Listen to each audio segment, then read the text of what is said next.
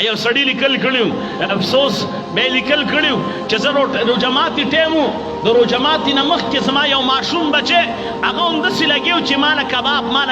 ماله کباب روجماتي د ټیم نږدې شو وی دې دوران کې چې کوم دی دا نقل اورېدو وی ما ته یو څو څپېړې ویستلې وی دې ماشوم چې کوم دی سلګۍ والی دا چې کوم دی غلی شو او وی زما نور ماشومان بچي یو پکې د 1200 کالو او دا غټ چې کوم دی مشرۍ بچی وی دا مې د 1200 کالو د روژه نیولې وه مشرانو 2 بچو مې روژه وه او وی موږ کدو پخ کړی او دا کدو مې څنګه پخ کړی په لار راتلم یو کس چې کوم دی کدوان کرلی ما ته وی ځان سره کدو یوسه وی هغه کدو م پخ کړی ما هم روژه ماتی کو دې ماشومانو وی دې کدو سره هسې چې کوم دی ډوڼۍ چوکه کړلې وی ما ورته ویل چې بچو روټۍ خورئ که نه تاسو خو روژه نیولې وه وی راته وایي چې پلاره موږ د سره نن اډوږي وونه موږ روژه نیولې وه خو ګورې موږ وږي نه وی بیا چې کله روژه ماتی وشو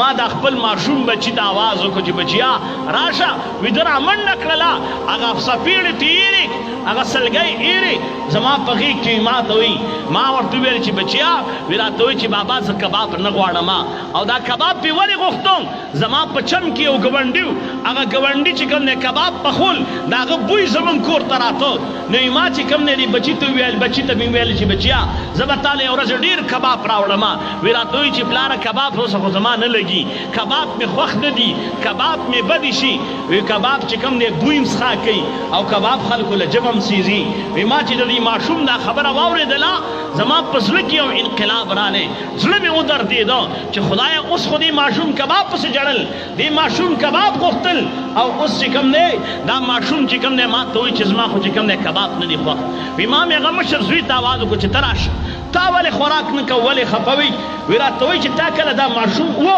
په دې ماشوم رور باندې خفه ومه وی ځکه چې کوم دی وی ما وایي دودي ما ده ته مې ویل چې تا دې ماشوم ته څه ویلې وی ما ورته ویلې چې خیر دی کباب مه خوره کباب چې کوم دی خلکو له ژبه سیزي کباب چې کوم دی بوی م بد کوي زما عزتمندو دا سړی وایي شپه وه شپه تېره شوله سهار زه راووتمه وی زما د هغه ګاونډي کور ته زما دا ماشوم بچی د هغه د دروازې مخې ته ناستی دی دا ماشوم بچی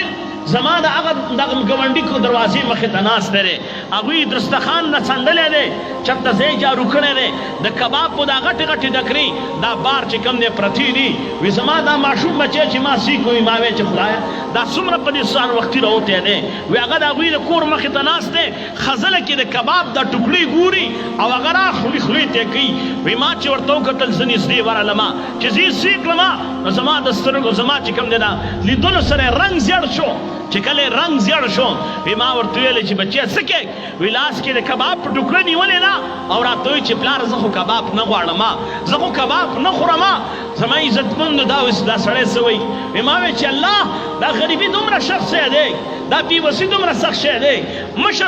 مشران خو به ګزاره وکړي چا ته به خپل ال ونه وایي چا ته به خپل ځان ښه ونه کړي چا نه به سوال ونه کړي په ځان به سخته تېره کړي الله دا د غېږې ماشوم بچی ته به څوک صبروي دا د غېږې ماشوم به څوک صبروي